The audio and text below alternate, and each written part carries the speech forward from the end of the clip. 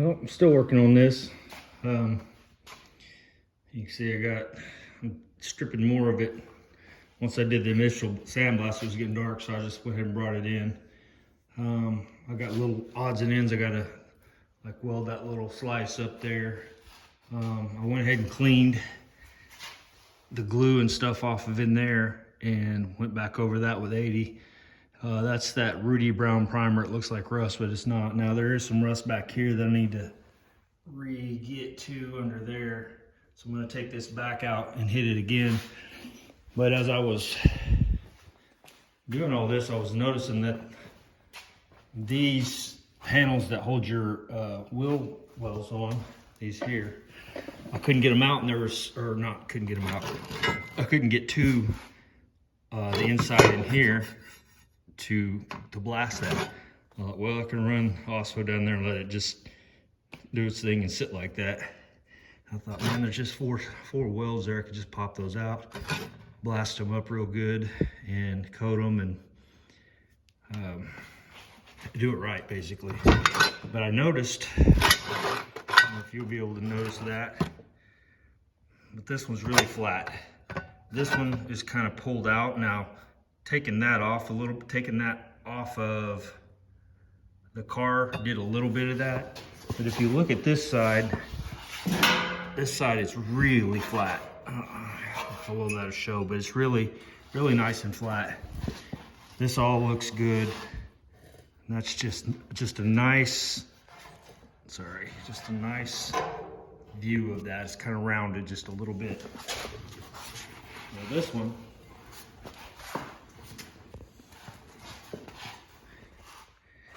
it's not as nice, and it's got almost a crease right through here.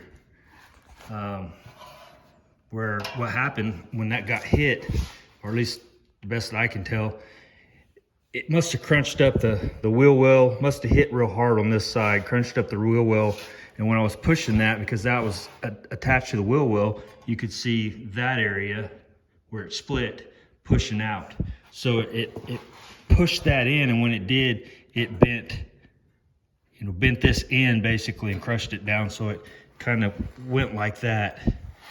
And so it broke that weld there loose, split that, and tore that section right there completely off. And you can see what I was talking about now with the rust. I wouldn't have been really able to get to that except for just dump also down in there. So now I'll be able to go ahead and go back in there and sandblast that out. So, but anyway, it ripped that panel, which is actually that panel right there. It ripped it in half, and they tried to weld it back together, and their welding job was MIG welded. You can see wire sticking out everywhere. It's all rusted and looked like a bunch of BBs. It's just a terrible weld. So yeah, so I'll come back in here and weld this up, straighten that back out. I think that might be some of my problem that I was having with my quarter panel. If that got hit and bent down like this, that's why that was tipping up a little bit in the front when I have my rockers in here. Put the quarter panel on, and the very front edge right here, we kind of had a gap, a little bit of a gap right there, like it was tipped up. And that may be the problem. But I went all over this whole thing, and I cannot find anywhere that this is wrinkled, because if it got hit like that, unless it just flexed and bounced back, I would have thought there'd be a bow somewhere up in here or somewhere in this frame where it actually tweaked it down, but I'm not really seeing that. So anyway, I've got my little speed blaster here. I'm gonna probably, not tonight, but another day when it's not so humid outside, because I don't want this thing to rust, obviously. A little less humidity, I'm gonna push it outside and just spot blast all these little places and get that taken care of. Anyway, I thought I'd just kind of bring you along for that. Cleaned all them out there pretty decent. It's pretty close to being ready. I've got a few areas here and there, like this area here, still need to get into. I cleaned all the glue off the back seat areas. I need to probably blast those two things inside or back and front, because I can't really get any kind of anything down in between there. So the best thing to do is just going to be hit it at an angle with the blaster. So yeah, that's it. Another thing I noticed was, if you see that quarter window, whatever that is right there, it's pretty dented up. Let me go around the other side, which is, maybe it was pressed that way from the factory. That would be a question I'd maybe ask Juby. But yeah. So when I started taking the paint off that, I could kind of tell, I was starting to feel it, and it was like, okay, I've got dents here, dents here. There's also a dent right there, like something hit down right there. But these were the ones that were kind of like, all the dark spots are all low. And I'm like, man, that's a factory thing? Because, you know, I mean, when they squash panels, they tend to wrinkle and ripple in certain areas, like this right here. And actually, that's not too wrinkled, but there you go. That one there, see, it's all wrinkled. Well, maybe that's what that is. But I'm not real sure. And it doesn't look bad from this side, but it's not exactly straight. So, if that's actually dented, which I think those are covered by a panel anyway, but I could get those dents out of there. I could metalwork that out while it's off like this with a hammer and dolly. It wouldn't be a problem. But yeah, there's that. So I got this off. I've measured from this point here back. I know how far this needs to be, so I'll probably end up welding that back in. This piece here on that side, well, I got it apart like this after I blast it and get it cleaned up. So yeah, I mean, I got all this up in here is all 80 grit roll locked. I think this was 80 grit with a DA and roll lock possibly. And then of course, all this is 80 grit on a DA with the new sharp piece of paper. Same thing with all this channel here.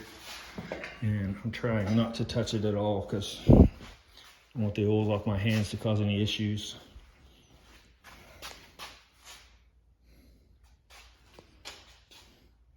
The extra black that was on there, I wire wheeled it all off. I'll probably come back again with a sandblaster and just etch that back up so it has a good tooth.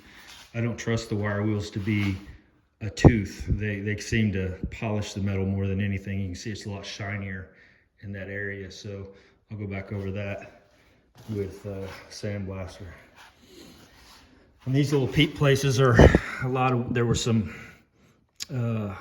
seam sealer and stuff that, I mean, they just slobbed it on there and dripped and got it everywhere. So I went back over with a wire wheel, knocked it off. So I'll have to come back over those places and etch those back up as well. So yeah, it's I'm getting closer. And once I do this, I'll go back in, tape off all these areas that are going to be welded. All these areas here, through here. Anything that has a weld area, I'll tape it off. Then I'll epoxy the whole car. Then I'll come back and peel that tape off and use weld through primer on the weld areas like that there.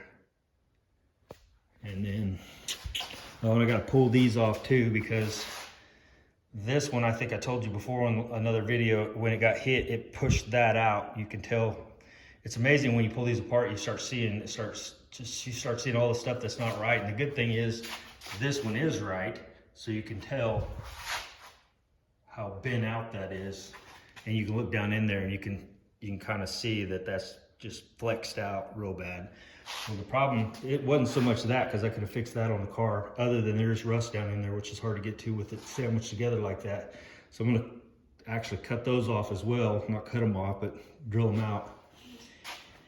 And I got a company, I don't have this pin, I don't know where it went. I don't know if it broke. I don't know what happened to it. But I still have this piece for this, but I didn't have a pin. Well, I get online, I'm like, all right, I look up 68 trunk hinge. Well, you can buy this whole piece, this piece here, with all that. You can get both sides for $160, $170. I'm thinking, man, all I need is a pin. And I don't want to buy the aftermarket if I don't have to, because these are original, so I could just use the original parts, sandblast them, pin them up, put them back in. Well, these are actually, what are they called? They're rivets, but they're semi-tubular rivets. So they have it opened in one side, the side in here, and when you put them in and squash them, they squash like that. So I called a company online, talked to him. The guy was so helpful. Oh my gosh, I wish all customer service was like this guy. He was amazing. And once the product comes in, I'll link it up if anybody's interested in buying anything like that. They've got all kinds of rivets, all kinds of other stuff, but the customer service is just unbelievable. He's sending me a bunch of samples for this to figure out which ones I need. And then he said, if you get the sample you need, then you can go ahead and order the tool. The tool's like $40 to actually smash this up. So, and when I have it off, I can actually do it a lot easier. So, but that's gonna have to be done. So I'm waiting on those. This was actually bent too. You can see it, it's bent out that direction.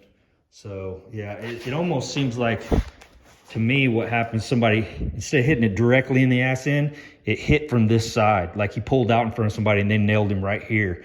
And it came in and just crushed all this up and wadded my floor up all the way to the center of my floor before I pulled it out. This area right here, it had a wave that buckled right here all the way up to here. So it pushed this whole end, and just like water, it just rippled up. And of course, because it's metal, it just stops in its fixed position. And so when I pulled everything out, I was looking at that, me and a buddy of mine, and he was like, man, this car's been hit hard. And I was in denial. I was like, no way, no, that's factory. He's like, no, that's not factory. And so from there, I realized, crap, I'm gonna need a new floor, probably new trunk, and I thought, well, I might as well just get it all. Well, that's what we got here. But yeah, hopefully it'll be like a new one, maybe better than new-ish when I'm done, because I'm gonna brace it better. And you know, they did not epoxy any of this stuff, like those little channels over there. They look like they're just bare. You can see here, this looks like they were bare, and that's not galvanized either. So, I mean, I guess they figured it's inside. It's not ever going to get wet, and if it does, then the car's probably been submerged in a lake anyway. So, I don't think they thought these cars were going to last 50-some years, but 55 years, is that how old I am? Dang. I was born in 67, so this is a 68. So anyway, that's it. I thought I'd bring you for a little quick update, and went back over some of these areas with a Roloc that had some paint on it still. Again, I'll probably come back over that and just hit it real quick with the blaster just to etch it back up. But this 80 on the Roloc gives a really good tooth for epoxy primer as well. So does the Sandblast. And the 80 grit does too, but it's not as good as these two. Of course, you got to be careful because you don't want those 80 grit scratches showing back through, which is not going to be a problem because I won't run a Roloc over that. I'll run 80 grit DA. These I don't care so much about. I mean, the paint's going to stick amazing, and it's inside the frame of the car is what I'm getting at. So it's going to have all the sheet metal on top of it. So. But yeah, on these, I'd be careful about using an 80 Roloc unless you're gonna use like feather fill, or if you're gonna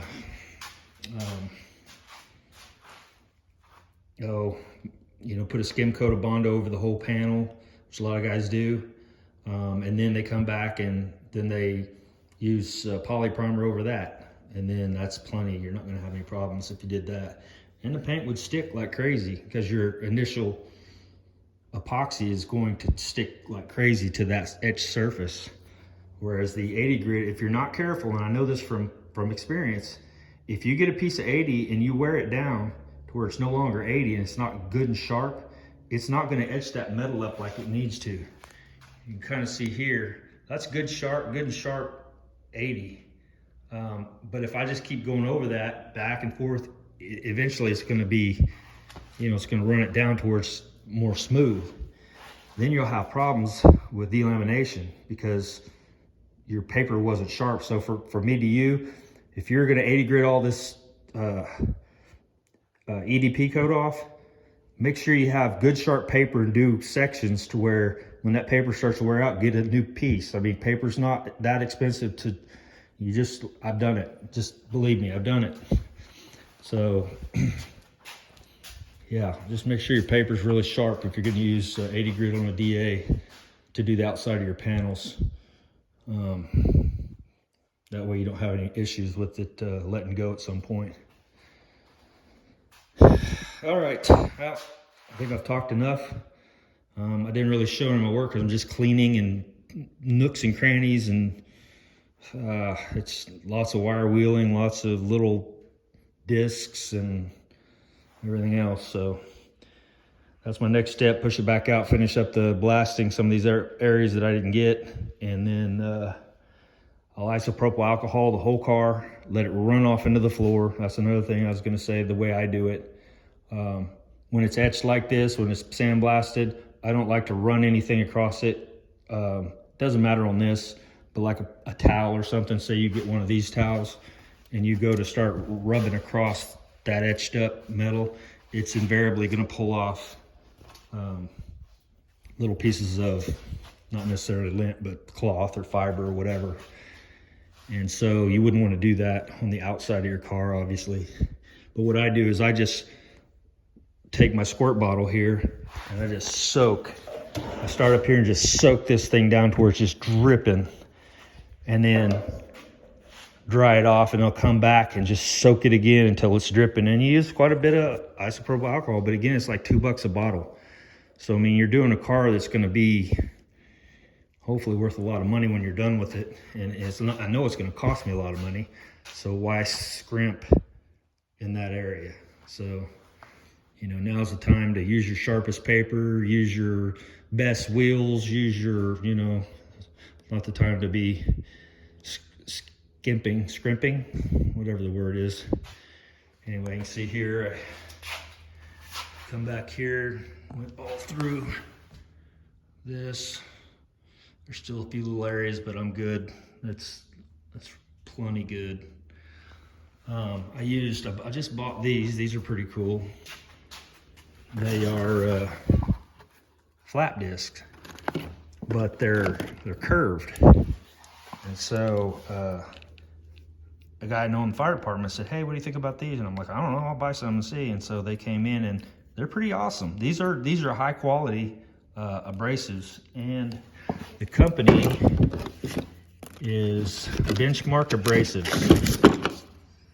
So, but they give you 12, I think, in this box. And I was able to do quite a bit of the back of the car, all that trim around there and everything with one of them. And looks like it's still in decent shape. It's not perfect, but it's not bad. So it's pretty good quality. It didn't just come apart. A lot of them these just fibers start flinging off of them. Anyway, so they're about, with shipping and everything, are about $3 a piece. It's about 30, I think $30 for this box, so there may be 10 of them in there. Quantity 10, yeah, 10.